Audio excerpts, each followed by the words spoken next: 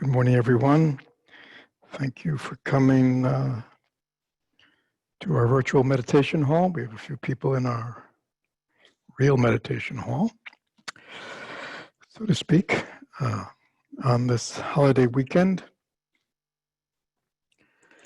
Last night, we went over to St. Petersburg to be with our children and grandchildren who were setting off fireworks with their neighbors in the street, their own little fireworks show, and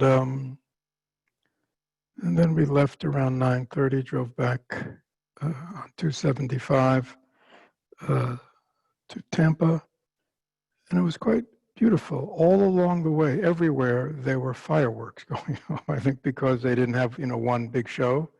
I mean, St. Pete, everywhere you look in the distance, coming into Tampa, everywhere there were just fireworks being displayed.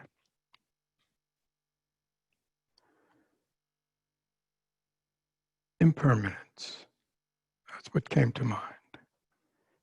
Each of those little balls of fire and color, I wonder, as they're going up, whether they realize they're only going to last just a moment. When they go up, they may feel so wonderful. They've finally been let out of this container. And they zoom up, and maybe they think this is going to go on forever. They're just going to light up the sky forever. And it lasts just a moment.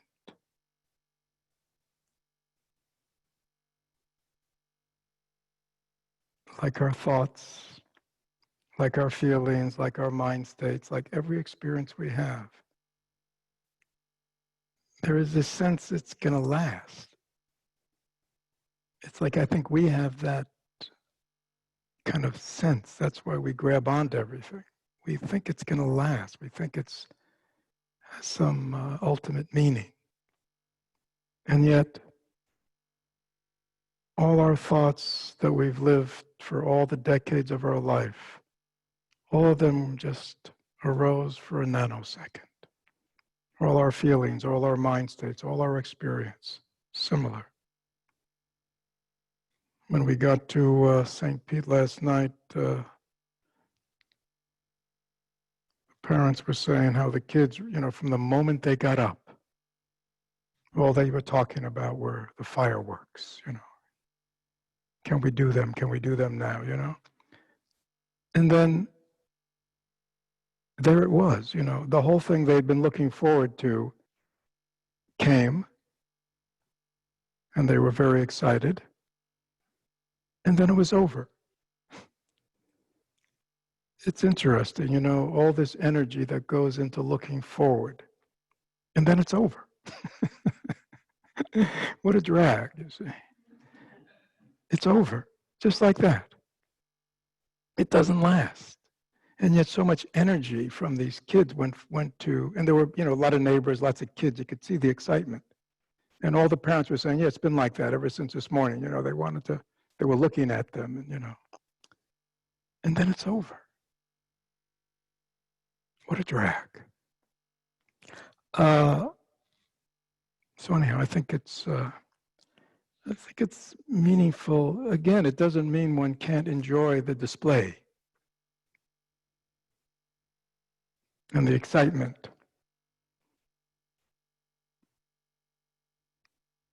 But we have to know at the same time, it has no ultimate reality or stability at all to it.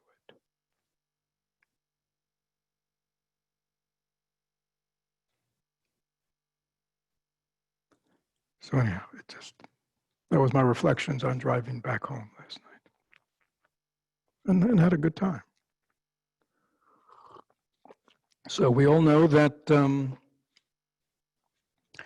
this weekend is our July 4th weekend, the anniversary of the Declaration of Independence over hundreds of years ago.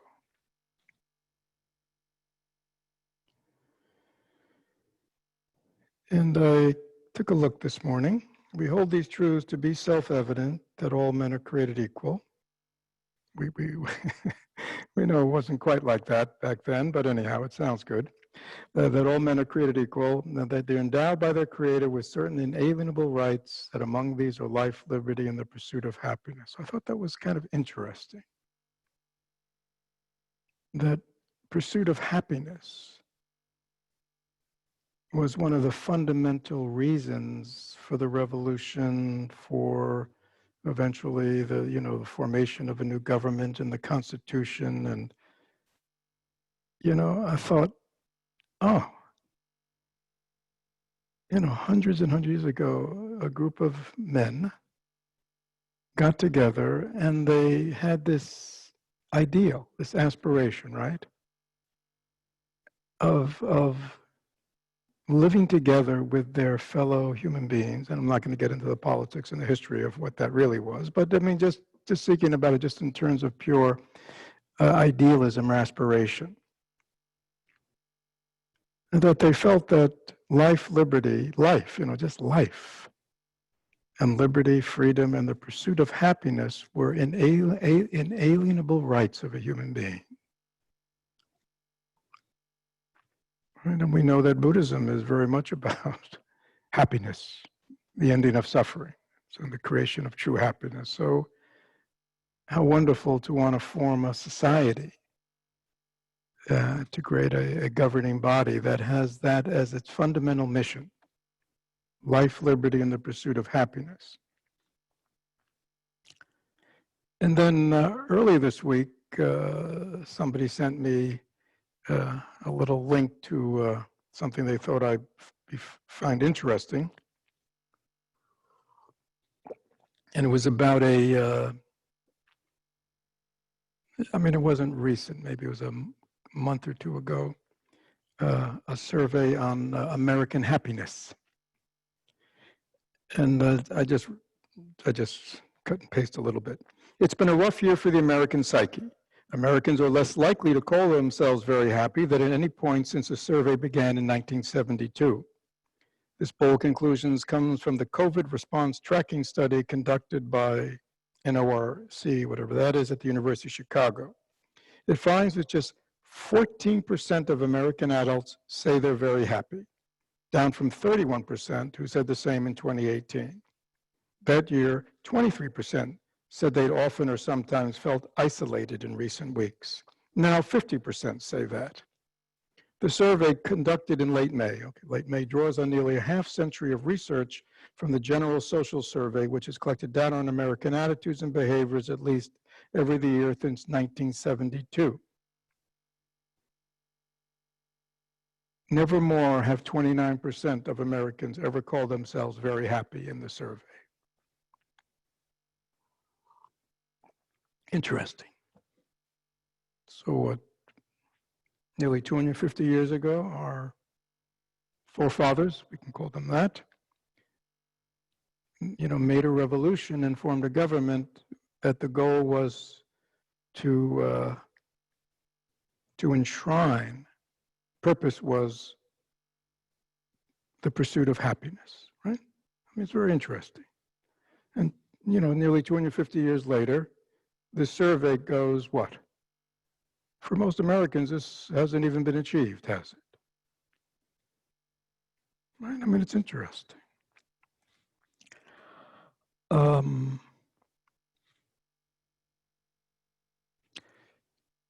I thought, how tragically human this is. Human beings, we are capable of such ideals, aren't we? We are capable of such wonderful thoughts, right? We are great creators of ideas,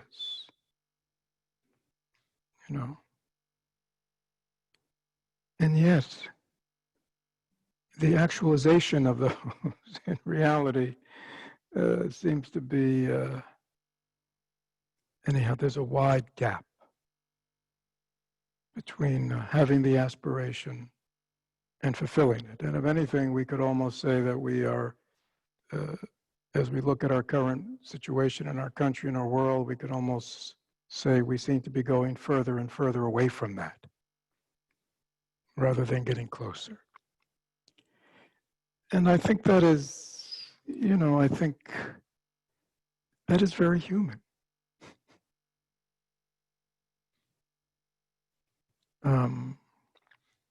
Because I think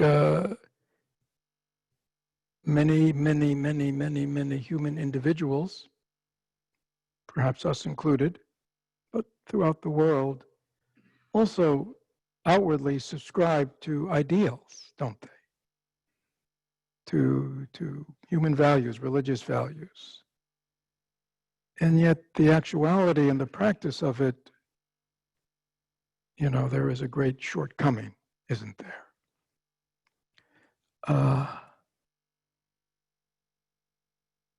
A great incongruency between the words that people espouse, the beliefs that they say they espouse, and the way they actually live it and bring it into their lives. But I think also we ourselves have to wonder. Many of us who are here in our community listening to this talk today might say, isn't that interesting? 5, 10, 15, 20, 30, 40, 50 years ago, I also subscribed or, espoused great ideals, aspirations, values for myself. And yet here I am, years, decades later, do I really live them? Have I really realized them, actualized them, manifested them in my life? So again, I think this this unfortunate inability of human beings, going back to those who wrote the Declaration of Independence, and to bring into reality, to create that society whose one purpose was to enshrine and propitiate and support and nurture life, liberty, and the pursuit of happiness.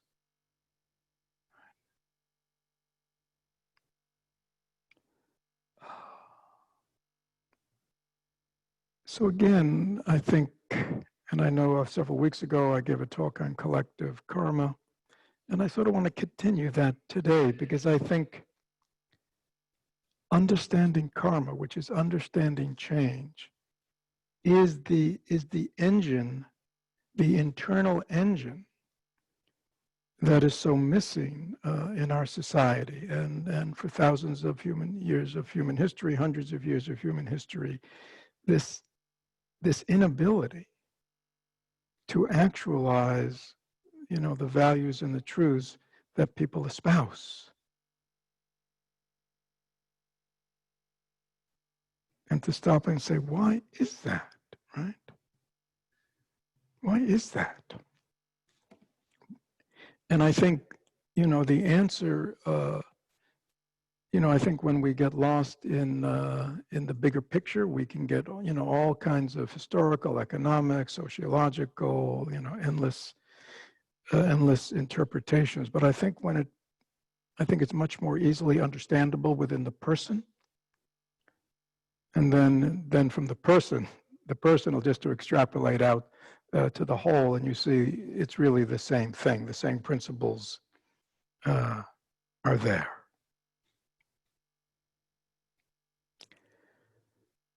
So I want to, and many of you probably know this text. If you've ever been interested in Buddhism and you read about Buddhism, you usually discover the Dhammapada, one of the earliest teachings of the Buddha, Dhammapada, and there are all these little verses of his teaching. And I just want to begin with the first one.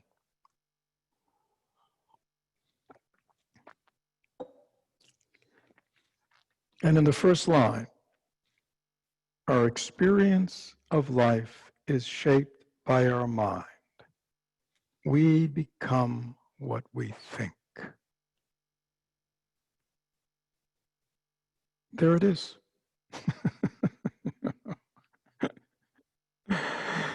There's the answer to the unfolding of American history, the unfolding of the world, all the reasons that all the isms ultimately have failed, all the ideals, all the utopianism, all the aspirations have ultimately failed because they've missed this fundamental piece.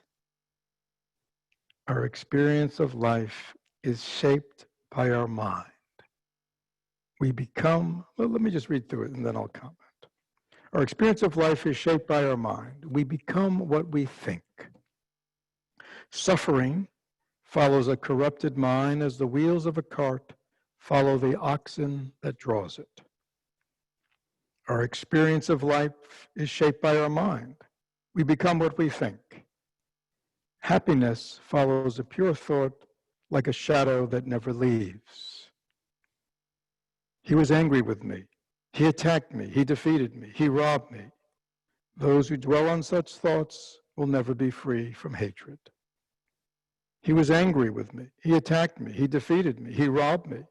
Those who do not dwell on such thoughts will surely become free from hatred. For hatred can never put an end to hatred. Loving kindness alone can. This law is ancient and eternal.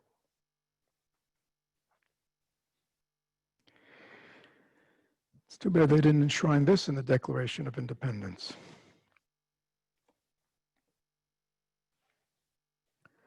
So I want us to stop and just pause because, again, I think our fundamental problem is we don't really know how to reflect. I think we've really lost that capacity to reflect. So oftentimes we know these teachings, like many of you might have read this endless times. And I mean, our experience is shaped by our experience of life is shaped by our mind. We become what we think. I mean, I would imagine everybody would say, of course. We all know that, right? Right? It's like Buddhism 101. And yet, how many of us really reflect deeply on this and what's being presented here? And is that true for me?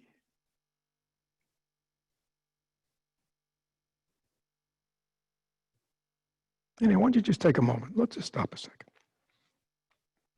Our experience, everybody just close their eyes. Our experience of life is shaped by our mind. We become what we think. And again, think is really kind of mind states. All our mind states, our thoughts, our emotions, or that, all of that, all the things that we dwell upon in our mind. That is creating our experience of life. Do I get that?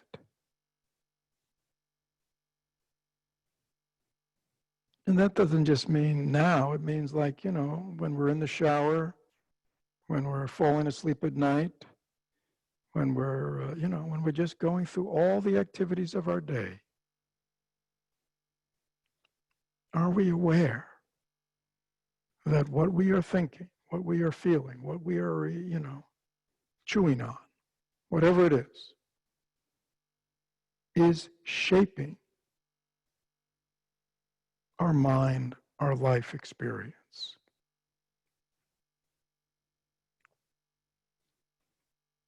Do I understand that?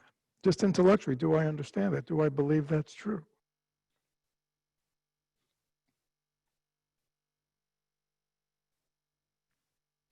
Our experience of life is shaped, informed, nourished by, most fundamentally, our mind.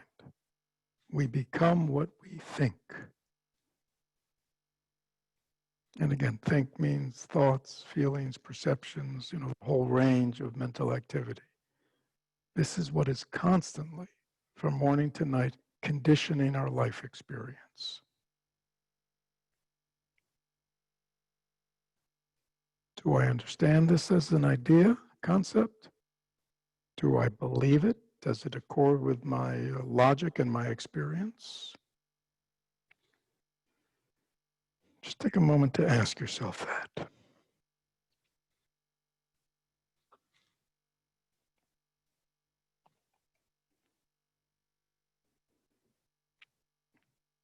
Don't ask yourself, do I live by that yet? Just, we're backing it up. Have I really spent a lot of time, really reflecting on this very simple, fundamental truth that the Buddha taught?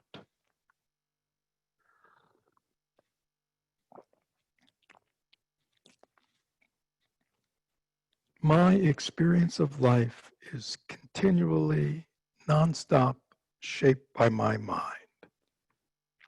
So maybe that's better to put it in the personal pronoun. I become what I think.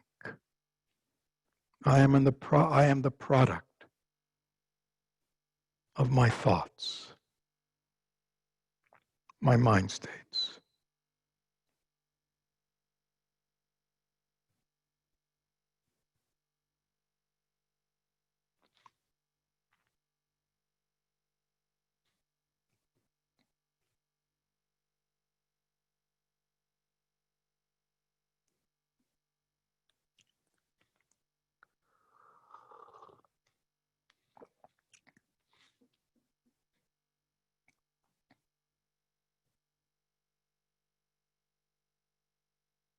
My experience of life is shaped by my mind.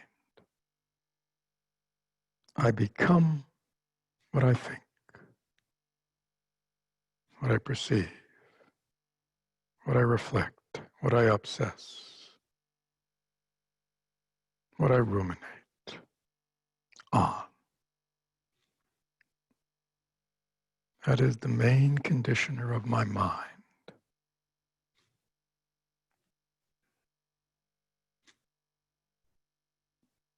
Is that true for you?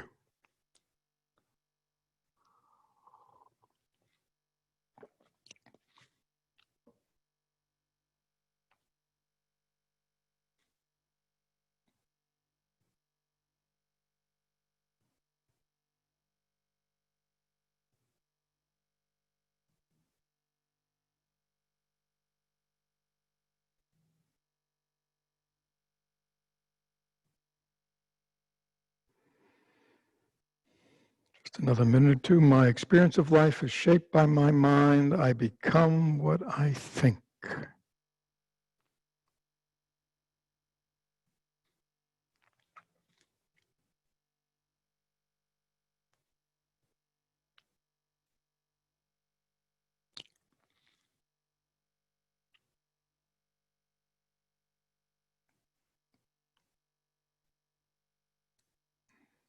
And now to continue on, just to explain it a little more, the Buddha says, suffering follows a corrupted mind as the wheels of a cart follow the oxen that draws it.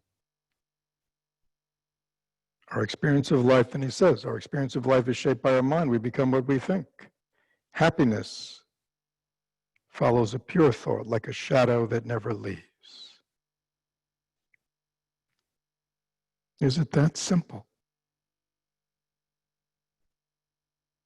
A corrupted mind is a mind that's been corrupted by impurity, by delusion, by egocentrism. I mean, there are lots of ways of defining the corrupted mind, but it's basically lost its essential purity.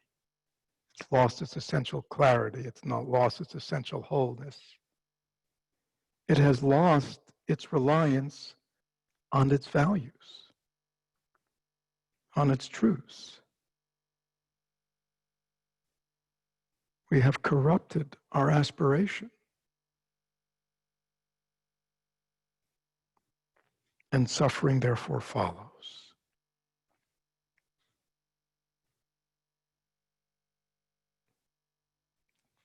Our experience of life is shaped by our mind. We become what we think. Happiness follows a pure thought like a shadow that never leaves. Is that true?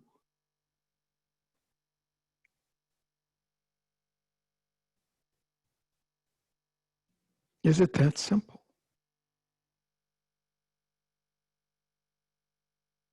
That when we hone closely to our aspirations, our commitments, our vows, our ethics, our values, when we treat other human beings as the way we'd like to be treated ourselves, when we think about other human beings, we think about them the same way we'd like others to think about, when we are in that state,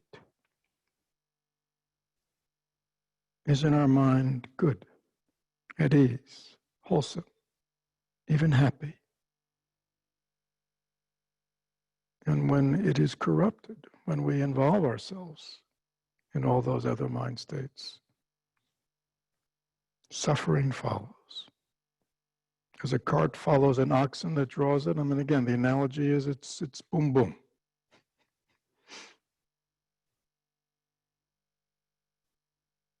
They're attached. The oxen is drawing the cart, but the cart relies on the oxen to move it in a direction. And what the Buddha is saying, it's just like that.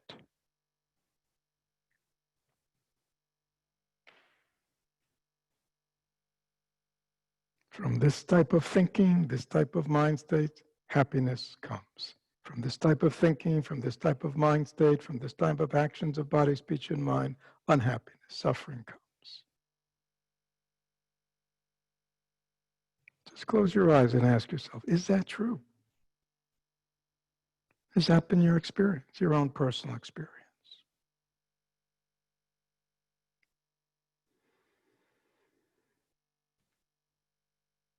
When you're really very diligently, continuously cultivating all the things that bring goodness and purity to your mind and to your relationships, how do you feel? How is your life condition? And when you are not, and you are following, the commands of your corrupted mind, how do you feel? What happens? Does suffering come? Unhappiness, anger, fear, sadness, despair. Ask yourself that. Is this true?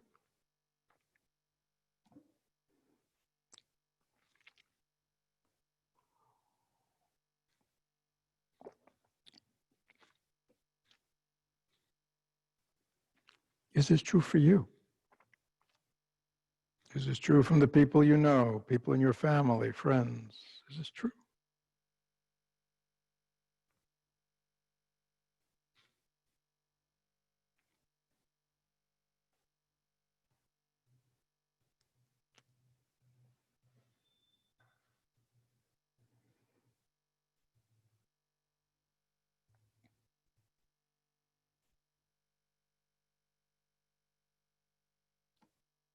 Then the Buddha said, they were angry with me. She attacked me. He defeated me. They robbed me. Those who dwell on such thoughts will never be free from hatred. He was angry with me. She attacked me. They defeated me. They robbed me. Those who do not dwell on such thoughts will surely become free from hatred.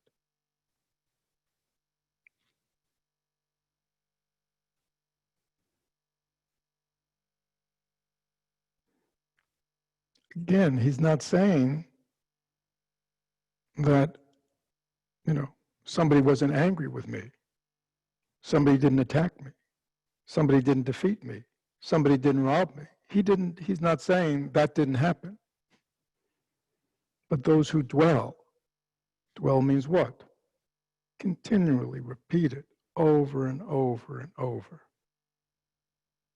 Minutes, hours, days, years, decades. How many of us are guilty of that?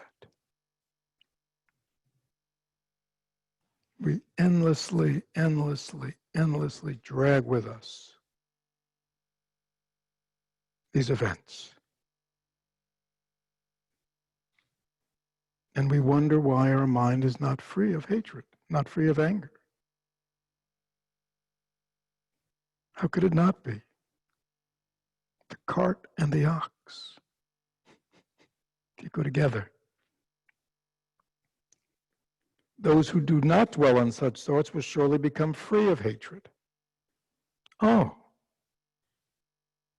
Again, he's not saying that these things didn't happen. He's saying if we continually dwell on these things, we will never again be free of hatred. But if we want to become free of hatred, of anger, of animosity, then we have to stop dwelling on these things. It doesn't mean to deny they didn't happen. Is that clear? It's not denial or living in some alternative universe. It's just, what are we dwelling on? What is my mind dwelling on? Ask yourself, what does my mind dwell on all day? Why don't we just stop for a second? just take an inventory. What does my mind dwell on all day?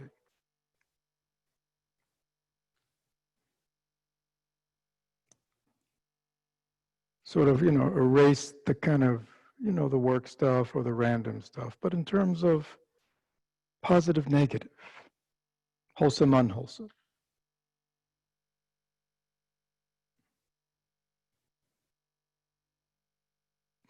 What do I think about during the day? What do I dwell on?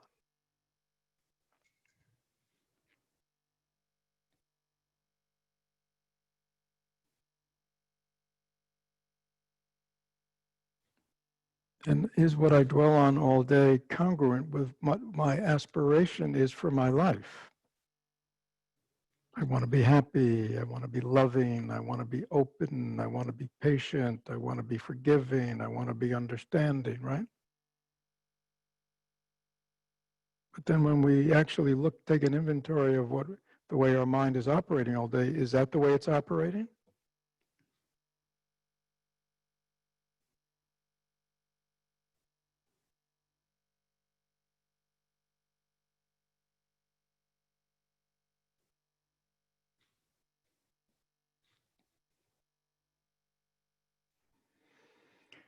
For hatred can never put an end to hatred. Loving kindness alone can. This law is ancient and eternal.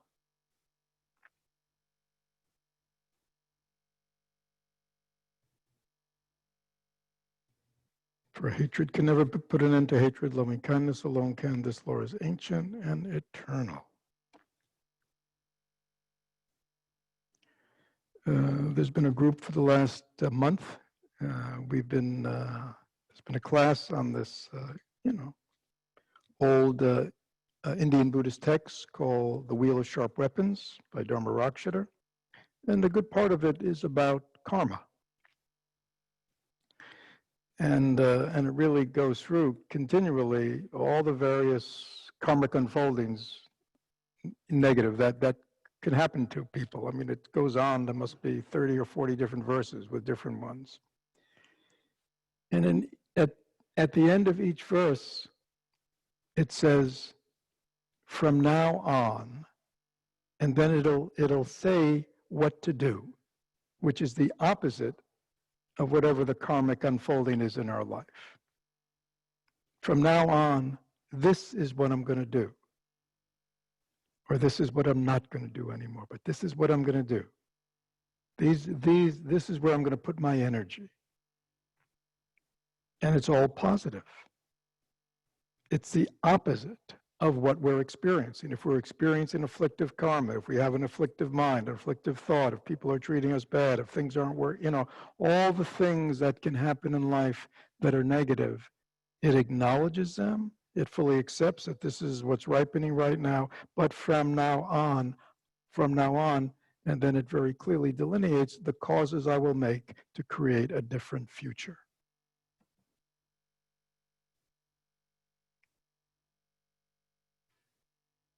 For hatred can never put an end to hatred. Loving kindness alone can. So it's really the same thing the Buddha is saying is,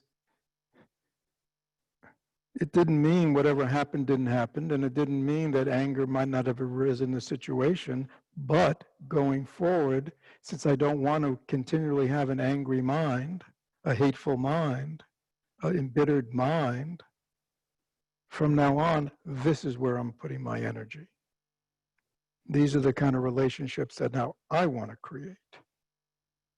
These are the kind of relationships that I want to nurture. These are the kind of experiences that I want to have. This is the way I'm going to take care of my body going forward. This is the way I'm going to speak going forward. This is the way I'm going to, these are the mind states I want to cultivate going forward.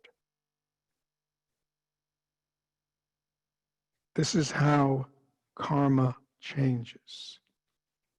There is no other way. And that, unfortunately, our founding fathers missed. You see, they missed. They thought they could, create an environment to nurture these wonderful ideals, but the mechanism of how to do it in people's minds, they did not understand. They thought it could all be done by what? By laws.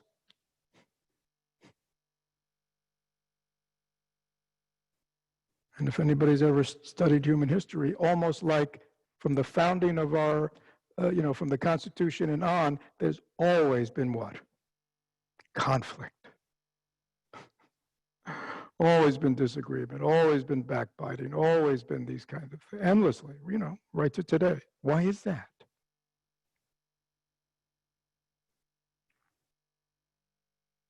Because they miss, it's wonderful to have these ideals, and it's wonderful to enshrine them in a constitution, and it's wonderful to create a society of laws that really nurture and support that.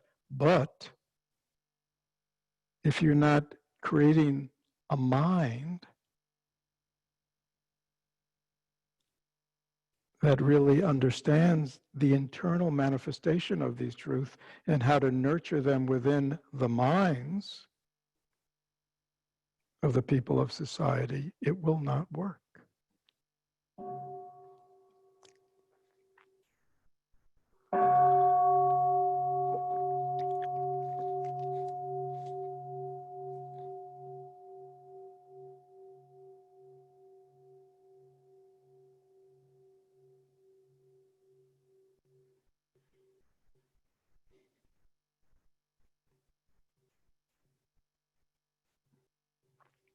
In the same way, if our Dharma practice is just seen as kind of practices, kind of separate from the subjective me,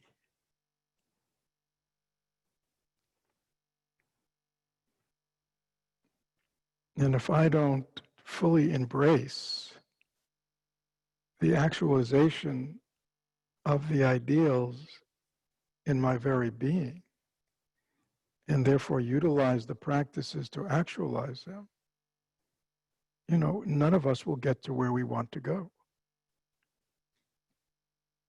In the same way, on this July 4th weekend, we can't help but notice, how far away we are from the ideals of our forefathers. And of course, it's still going on today, isn't it? This fundamental peace, this human peace, the centrality of the human mind. Our experience in life is shaped by our mind. We become what we think. Well, you look around the world, all those actions that we may go, woof, how terrible that is. People treating people this way, saying these kinds of things on all sides. Well, it's because It's all coming from somebody's mind. They're just like us. Everybody's just like us.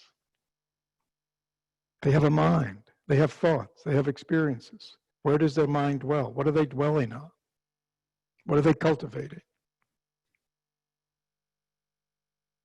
Right? You know, think about the four nutriments. You know, what are people nourishing themselves with? If you nourish yourself with hate, you will have more hate. Whether that's, you know, you're nourishing yourself with hate within your own mind or by the media you're attending to, you know, what is that nourishing? You know, what nourishes understanding? What's nourishing reconciliation?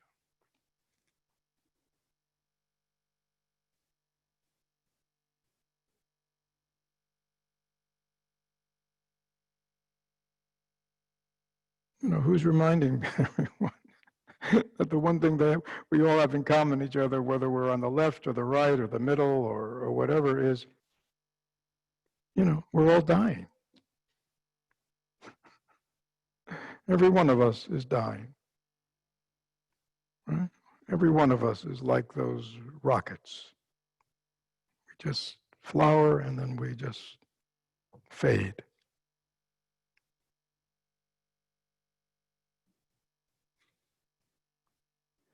Our experience of life is shaped by our mind. We become what we think. Suffering follows a corrupted mind as the wheels of a cart follow the oxen that draws it. Our experience of life is shaped by our mind. We become what we think. Happiness follows a pure thought like a shadow that never leaves. He was angry with me. She attacked me. They defeated me. They robbed me. Those who dwell on such thoughts will never be free from hatred. He was angry with me. She attacked me. They defeated me. They robbed me. Those who do not dwell on such thoughts will surely become free from hatred. For hatred can never put an end to hatred. Loving kindness alone can. This law is ancient and eternal.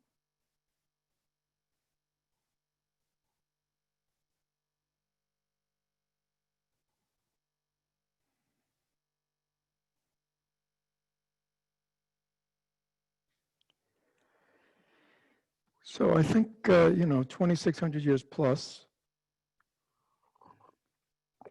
when the Buddha, taught these teachings to his disciples, to his students, it was a very different time. You know, they didn't have cell phones. They didn't have anything like that at all. There were no electronics, no media. And so after the Buddha finished his talk, they just probably dispersed, right? There was nothing going on. And so they either reflected on these teachings that they'd received from the Buddha, or perhaps they talked together about them. They reflected on them. They didn't have anything else to do. So I think that's why when you read about these early days of the Buddha, so many of his students, so many of his disciples came to realization fairly quickly.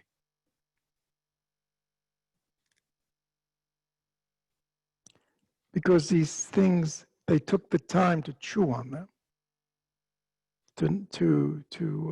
so they could penetrate their minds. And we don't do that. We've lost that capability. You know, I would imagine that many of you who are listening to this talk, when this talk is over, the first thing you're going to do is you're going to check your phone. You know, right? And then we're going to go off and do other things and get on with our day. And we wonder why it doesn't sink in. You know, why it just continues, even though we nourish ourselves with Dharma talks and meditation and retreats and intensives, why doesn't it really, why did the transformation come so slowly or so intermittently? Well, there are various variables, but I think this is a key one. We don't take the time to reflect deeply, to chew deeply on these teachings. We think because we've heard them or we've thought about them for 10 minutes, we kind of get it. But if we did get it, our life would be different. This is so simple. I don't think it gets any simpler than this. Our experience in life is shaped by our mind. We become what we think.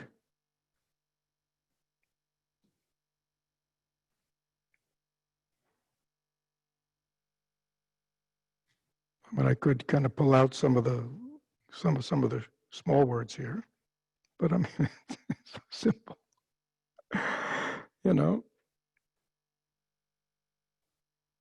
This kind of mind state creates suffering. This kind of mind state creates happiness. It's so simple.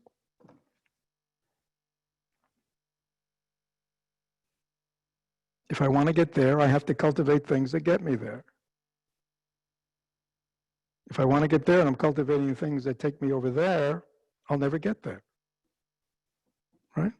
It's so simple. If I want to go to Naples from Tampa, when I get on 75, I go south. I can't go north. Right? It's so simple.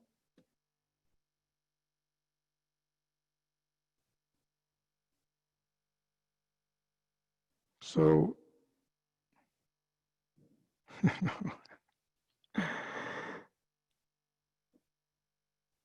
anyhow, in our country, we have, hundreds of millions of people. So moving this country in a certain direction is much more complicated. So many more variables, right? So many more causes and conditions that are, that our country as the collective, I won't go into what I spoke about a couple of weeks ago, with our collective karma of our country unfolds, many, many variables. Doesn't mean things can't be changed, but it's a little more difficult, right? What do they say? It's like, turning an ocean liner, it doesn't turn. But a kayak, you can turn pretty quickly. We're just in one boat, each of us. But we need, we need to reflect deeply, then we need, the practices, mindfulness, diligence, vigilance, all those things we always talk about. But this is so fundamental.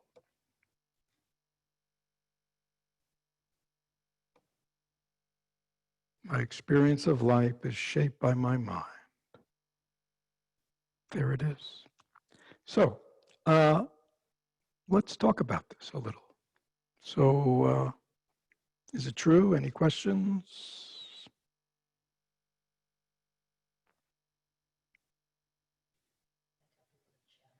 Yes, so please chat them in on your screen. There's at the bottom of your Zoom screen, there's a chat function. So please chat them in, and then Bill will share them with me. Again, is this true? Does this make sense to you? Are you clear about how to implement this in your life? Or not? Anyhow. And all right, and also there are people in the hall. Everybody in the hall has a question. Please feel free to ask. But this is important, that we understand this clearly.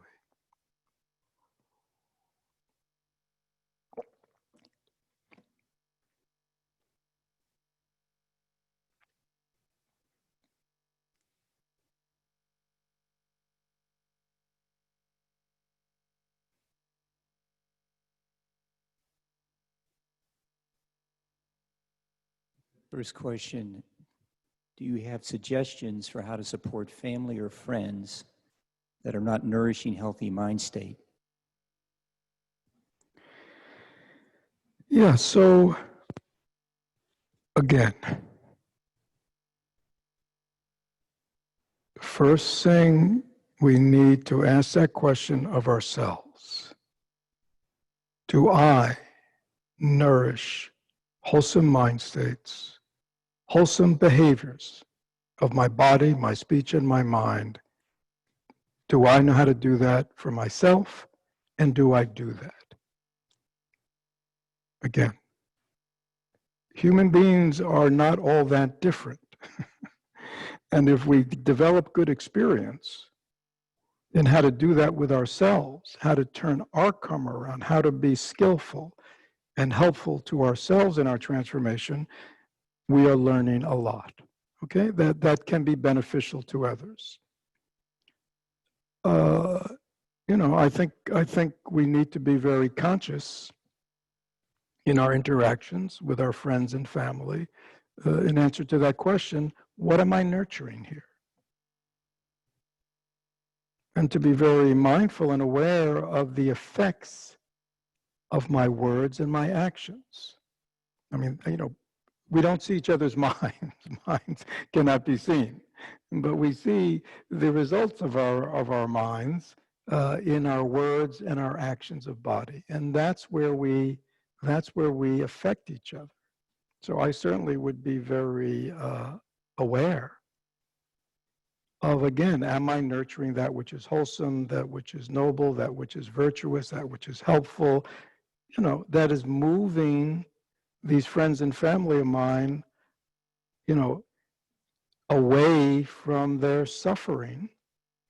Or if they are not open to that, at least I don't want to be contributing, supporting, nurturing their continuation of their suffering.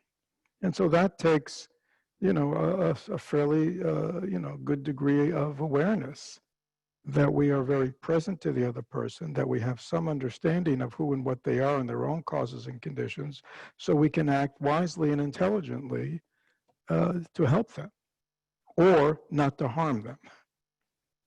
And sometimes not doing more harm could be the most helpful things. And to really be able to discern, who this other person is, where they're at, how open they are to change, talking to them in ways that they understand within the context of their own mind, not our framework. So they're, helping another human being at this level is not always that simple. It takes some reflection too. We shouldn't just jump in. If somebody needs something from the store, that's easy. We can get them something from the store. We can pick up something from them, right? But when you're talking about really helping them to be happier and not suffer, yeah, that's. But it can, certainly, that's what we want to do, is help. Yes, Bill. You mentioned that mind states are the precursors to suffering or happiness. Can you change mind states to actions rather than vice versa? We are, again, karma is the result of actions of body, speech, and mind. And karma is a wheel that keeps turning. And so the actions of our body, speech, and mind are creating our future, right? And are continually returning. It is a process. It's not like they are three distinct areas. It is I'm up here talking.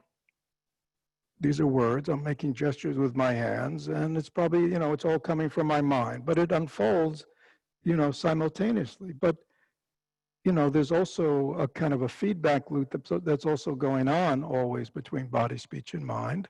And so, the more we do something that has a positive effect, that also is conditioning us. There's actually, the whole thing is just going on in our mind, to be totally honest. Everything we perceive, everything we think, everything we process is all going on in our mind. So, yeah, so our internal mind is conditioning our actions, but our actions are conditioning our internal mind. It's a process. So that is why in Buddhism, we have the 5 mindfulness trainings. because there's an understanding that by, following various kinds of guidelines to help us learn skillful and helpful behavior of speech and body, which are what the mindfulness trainings are concerned with, we are also helping our mind. So it's a continuous feedback loop, so yeah, we want people to be kind to us, be kind to them. It's so simple. We want people to be understanding of us, be understanding to them. We want people to be patient with us, be patient with them. We want people to be helpful to us, be helpful to them. It's a loop, right? So, ultimately, anyhow. So yes, they just really unfold together. It would be easy to avoid unhappy states. Can you illustrate how to work with an unhappy state and turn it, but not pretend it doesn't exist? Can you discuss how to work with unhappy states, but not ignore them when they arise? Yeah, so obviously, as most of you know, this is, most of what we do here is helping people deal with those things. There are many ways in Buddhism to do it, but the most important thing is that each of us has to be very aware of where we're at, and the strength and capability of our own mind and the strength and capability of our afflictive emotions, so we're always meeting them in skillful ways. Yeah, so what did the person call it? An unhappy mind state or an unskillful mind state?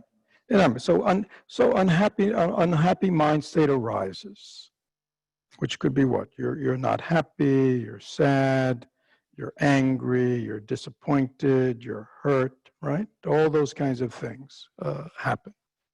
Okay. First thing you do right is you don't repress, you don't deny, you're present to it. You're aware of the mind state that at this moment you are unhappy. Okay? And then you remember today's teaching and you remind yourself, I am not here to consciously cultivate unhappiness, right? The unhappiness that you have just noticed that has arisen in you arose by itself. See, this is the problem, my friends. Our delusions and our afflictions do not take any work to arise. Right? We could relax all day and be miserable.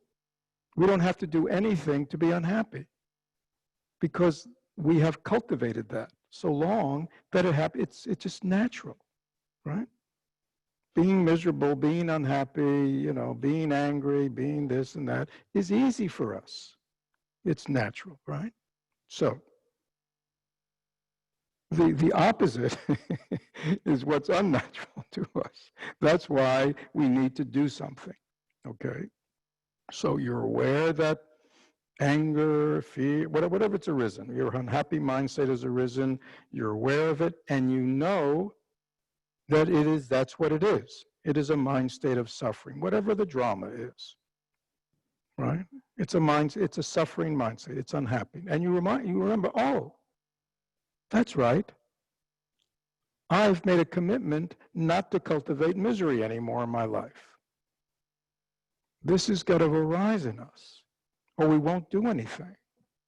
We have to remember, yeah, I want to change my life. I do not want to cultivate anger anymore, hatred, despair. I don't want to cultivate hurt and disappointment, okay? So this is very important, right? This is you making a commitment to yourself, that you don't want to do this anymore. And remembering it, that's your mindfulness. You have to remember it, that's what I mean. If we don't reflect and really get in, we'll forget it. Right, so now it's here. So you identify, I'm what?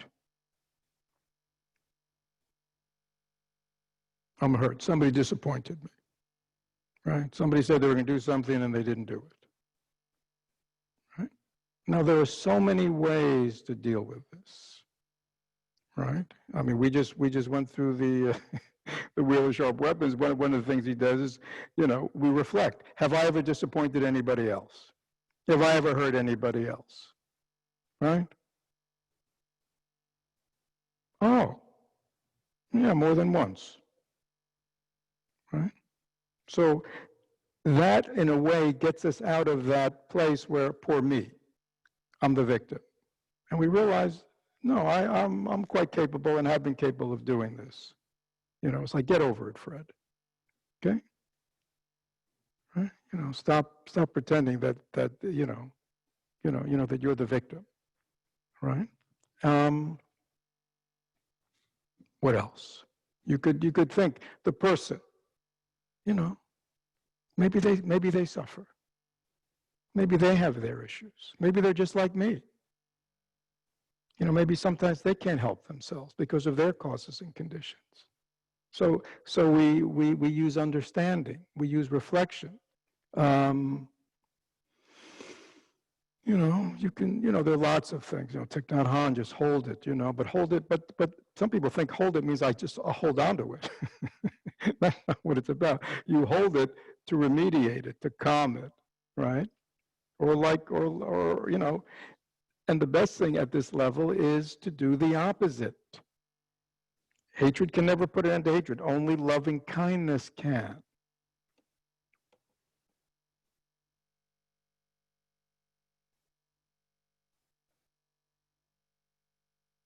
Loving kindness, understanding, patience, when you cultivate these things, you feel good.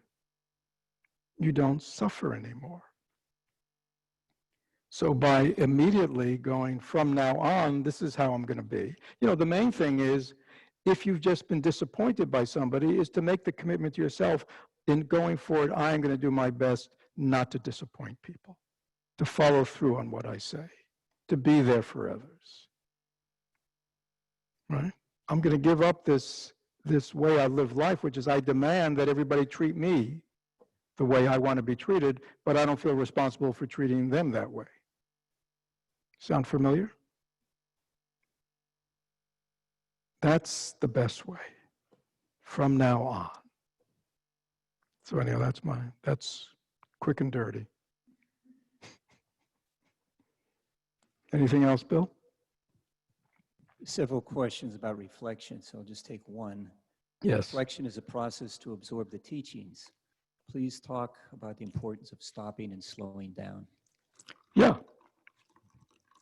So if something is important, if these teachings are important, if our desire for transformation is important, if my not suffering anymore is important to me, if wanting to be happy is important to me, if wanting to be healthy isn't, whatever it is, being healthy, have a healthy body, healthy mind, if that is important to me, I have to what?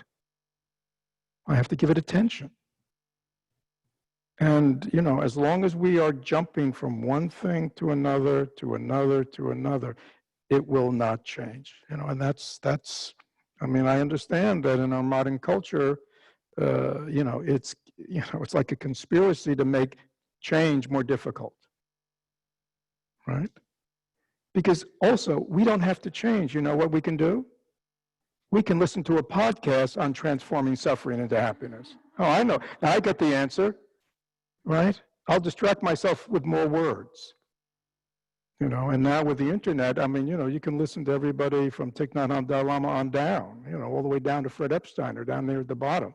You got your endless realm of choices. And we think that makes a difference. And all we're hearing, again, I don't listen to these things, but all we're hearing is stuff we've already heard. Right? Over and over again. And we think by hearing it again, somehow it's going to make a difference this time. No, it's the rockets. They just go up and then they fade. And the experience of the podcast goes up and then it fades. Because we don't even reflect on the podcasts. Right? If you hear something in a podcast you find meaningful, stop. Reflect. Pause. And really reflect, how am I going to bring this into my life? And write yourself out a plan. And stick to it. And that's probably a good, but we're consumers. You know, we've just we've become consumers. We think the more we eat, the more Dharma I eat, somehow, you know, it doesn't work that way. Right? I mean, you're not going to get healthy by eating more and more food. I'll just keep eating. I mean, if a little healthy food's good for me, wow. Just, you know, I just could be eating healthy food all day.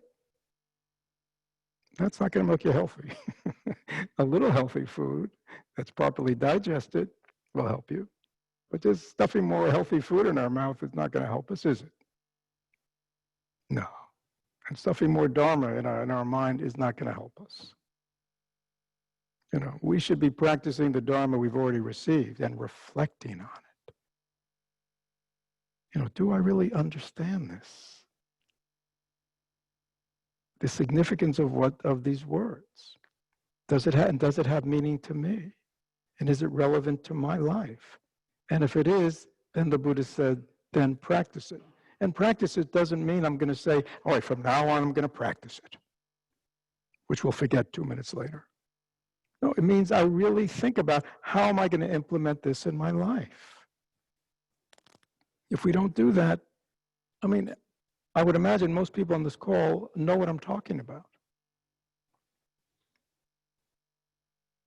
Change is a science. Transformation is a science. There's a way to go about it that's enshrined in the Buddhist path, and if we just follow that, we will succeed. It's really that simple. If we don't follow it at all, we won't at all succeed. If we half follow it, we'll half succeed. Is that clear? I mean, it's kind of simple. Our experience of life is shaped by our mind. We become what we think.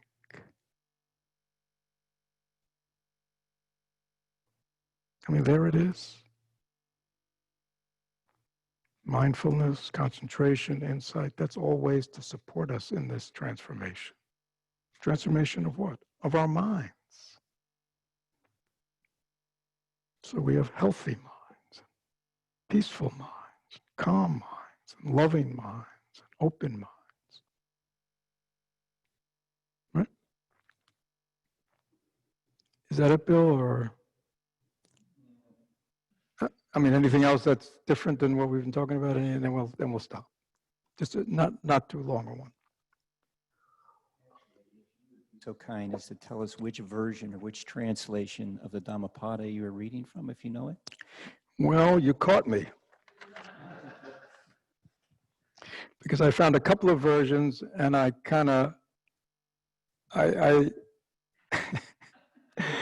yeah, so there were a couple of versions that I liked, but some of the words I liked in this one, but better than the one in that one, so I fudged it a little bit.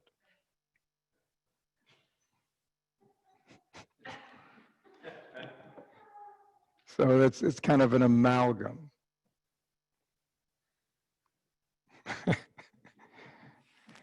See. But hopefully it gave the pith of the Dharmapada.